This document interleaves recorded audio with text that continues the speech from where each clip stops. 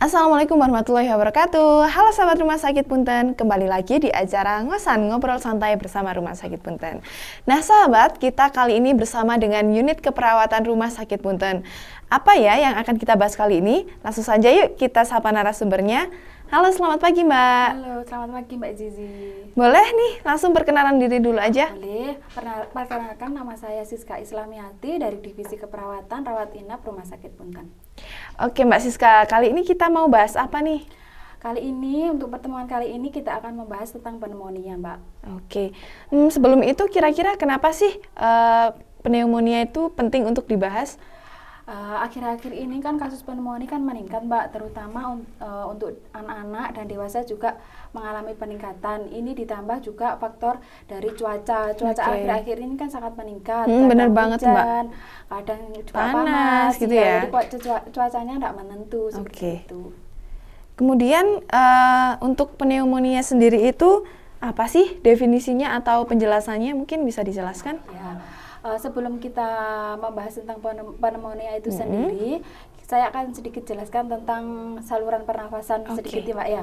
Untuk saluran pernafasan itu sendiri dimulai dari hidung, setelah dari hidung nanti lanjut ke faring atau ke tenggorokan, dari tenggorokan nanti lanjut ke laring atau biasanya disebut pita suara. Dari situ nanti lanjut ke trakea, dari trakea itu nanti ada dua cabang. Dua cabang dari trakea tersebut nanti biasanya disebut bronkus. Ya, bronkus ya, terus percabangan dari bronkus itu nanti lanjut ke bronkiolus, kemudian terakhir ke alveoli.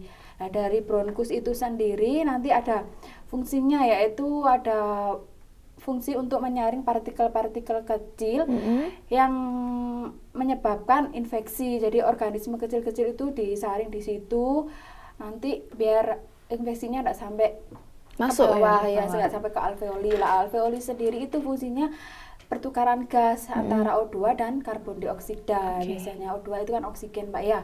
Terus lanjut lagi untuk pneumonia. Pneumonia itu adalah infeksi yang disebabkan virus, mikroorganisme atau jamur. Ya, pneumonia itu nanti menyerangnya di daerah alveoli. Alveoli sendiri itu kan nanti ada kantong kecil-kecil itu. Ya, di kantong kecil-kecil itu nanti kalau memang terinfeksi bakteri atau jamur itu nanti bisa terdapat nanah atau cairan seperti itu. Seperti itu. Jadi sangat berbahaya ya Mbak Sisi ya? Ya, sangat berbahaya. Nanti kalau memang sudah terjangkit infeksi atau infeksi virus atau jamur dan tidak ditangani, takutnya nanti terjadi itu seperti sesak, kemudian demam, kemudian juga bisa batuk. Biasanya batuknya itu ada dahaknya seperti itu. Gitu. Kemudian untuk kalau dia sudah terinfeksi, gejala atau tanda yang bisa ditimbulkan itu apa aja Mbak Sis? Seperti yang saya bilang barusan ya, gejalanya yang khas itu biasanya batuk berdahak, kemudian demam itu sudah pasti karena kan infeksi ya. Salah satu tanda infeksi kan demam ya pasti ya. Demam. Terus kemudian sesak nafas, kalau memang dahaknya sangat banyak dan tidak bisa keluar itu bisa sampai sesak, bahkan bisa nyeri dada. Kan fungsinya paru-paru kan mengalirkan oksigen ke seluruh tubuh juga. Kalau oksigennya kurang kan nanti bisa terjadi kelelahan, nafas juga cepat, terus biasanya juga keringat dingin seperti itu. Kemudian untuk faktor resiko terjadinya pneumonia pada anak itu biasanya apa aja? Faktor resikonya ada 3 Mbak. Yang pertama yaitu lingkungan. Lingkungan itu tempat bermain anak. Biasanya kalau tempat ada temannya yang sudah terjangkit pneumonia, terus kemudian bermain bersama, itu biasanya rentan atau resiko kepada menular anak, gitu ya? Menular pada anak yang belum terjangkit seperti itu.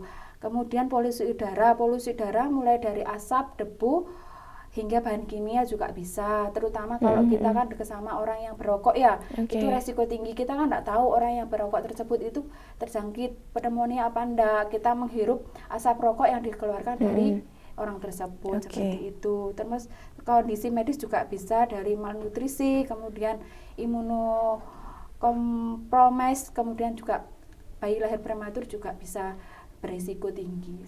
Jadi bagi anak-anak yang imunnya masih rendah itu juga bisa sangat berisiko untuk terjangkit pneumonia gitu ya Mbak? Bisa sangat berisiko tinggi Mbak. Apalagi kan anak-anak kan sistem imunnya kan masih belum seperti orang dewasa ya, masih rentan sekali untuk terserang penyakit seperti itu. Kalau untuk pencegahannya sendiri biar anak-anak atau bisa jadi orang dewasa agar tidak terjangkit pneumonia, mungkin apa saja yang bisa kita lakukan Mbak di rumah? Yang terutama kalau bagi anak kecil atau bayi atau balita itu memberikan ASI eksklusif selama 6 bulan. ASI eksklusif itu kan sangat penting Mbak ya. Itu banyak daya tahan tubuh juga bagus. Terus kemudian untuk MPASI selama 2 tahun, makanan yang bergizi juga wajib diberikan untuk anak atau balita.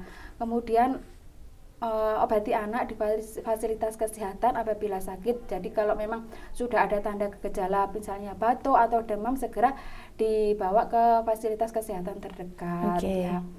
Terus kemudian kurangi paparan polusi atau asap rokok. Kalau memang misalnya kita terpapar ada orang yang merokok di sebelah kita, ya sebaiknya kita sama anak-anak kita menjauhi, seperti itu.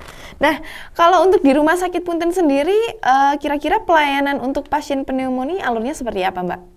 Nah, kalau memang ada keluhan seperti itu, bisa langsung periksa ke poli spesialis anak bersama dokter Maya, atau kan di Rumah Sakit Punten kan juga sudah banyak itu Mbak vaksin. Ada vaksin PVC itu juga pneumonia, sama influenza itu juga bisa buat flu, seperti itu. Kalau memang darurat ya bisa segera dibawa ke IGD ke Rumah Sakit Punten ya.